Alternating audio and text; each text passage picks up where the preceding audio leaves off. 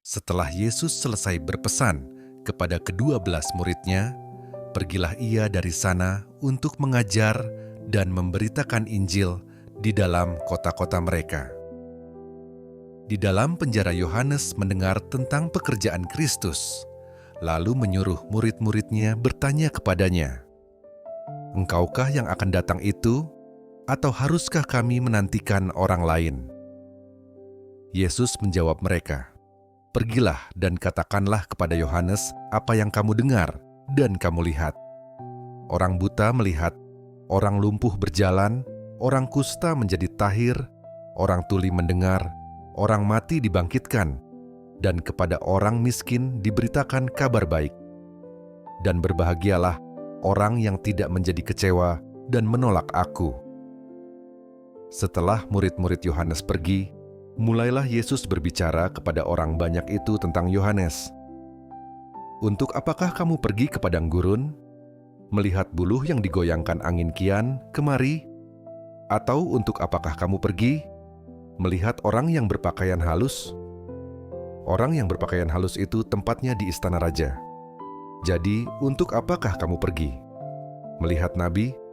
Benar, dan Aku berkata kepadamu, bahkan lebih daripada nabi. Karena tentang dia ada tertulis, 'Lihatlah, Aku menyuruh utusanku mendahului engkau, ia akan mempersiapkan jalanmu di hadapanmu.' Aku berkata kepadamu, sesungguhnya di antara mereka yang dilahirkan oleh perempuan, tidak pernah tampil seorang yang lebih besar daripada Yohanes Pembaptis, namun yang terkecil dalam kerajaan sorga lebih besar daripadanya. Sejak tampilnya Yohanes Pembaptis hingga sekarang, kerajaan sorga diserong dan orang yang menyerongnya mencoba menguasainya. Sebab semua nabi dan kitab Taurat bernubuat hingga tampilnya Yohanes. Dan jika kamu mau menerimanya, ialah Elia yang akan datang itu. Siapa bertelinga, hendaklah ia mendengar. Dengan apakah akan kuumpamakan angkatan ini? Mereka itu seumpama anak-anak yang duduk di pasar dan berseru kepada teman-temannya, 'Kami meniup seruling bagimu, tetapi kamu tidak menari. Kami menyanyikan kidung duka, tetapi kamu tidak berkabung.' Karena Yohanes datang, ia tidak makan dan tidak minum, dan mereka berkata, 'Ia kerasukan setan.'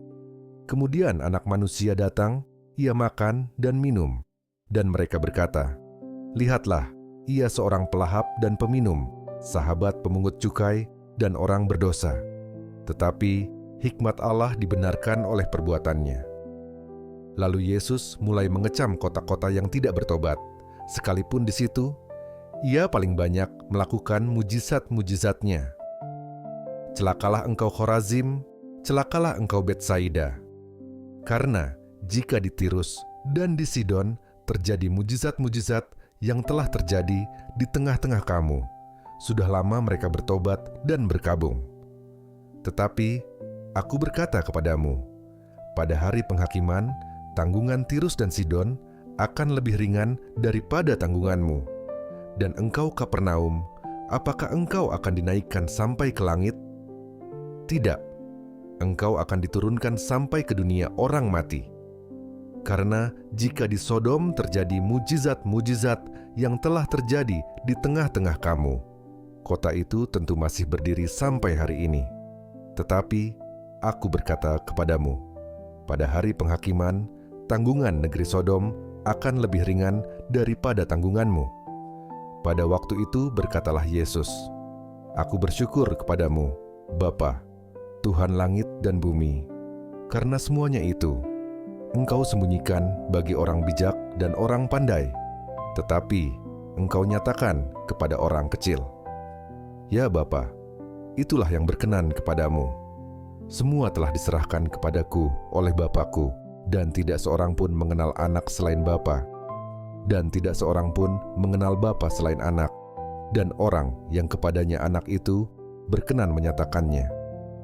Marilah kepadaku, semua yang letih lesu dan berbeban berat, Aku akan memberi kelegaan kepadamu.